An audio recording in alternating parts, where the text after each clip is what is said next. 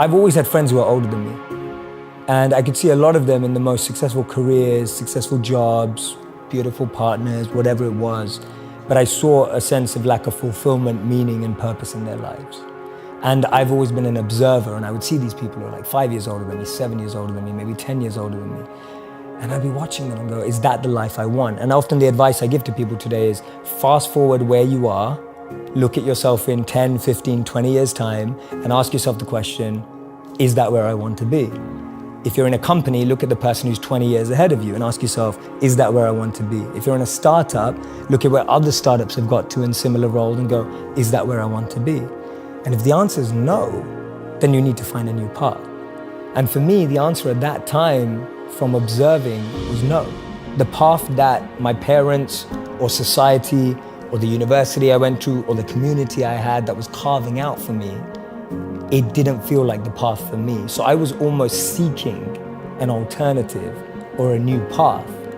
See, we live in echo chambers. We're just surrounded by the same thinking.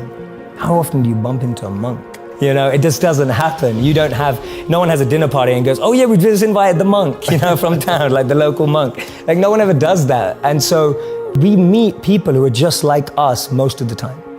And we talk about this in business all the time. If you want to be a billionaire, spend time with billionaires. If you want to be a millionaire, spend time with millionaires. If you want to be a tech startup, spend time with, that's the common rhetoric that we hear all the time. But what if you want to find purpose and master the mind? There's no one better than a monk who's mastered the mind. So for me, the first step is just opening yourself up to new experiences and new role models. Because most of us can't see ourselves in people, so then we try and fit ourselves into the boxes that we do see. And I mean, there's this beautiful quote that I've been saying it everywhere, and I wish I wrote it, but I didn't. So it's by a philosopher and writer named Cooley. And he said that today, I'm not what I think I am. I'm not what you think I am. I am what I think you think I am.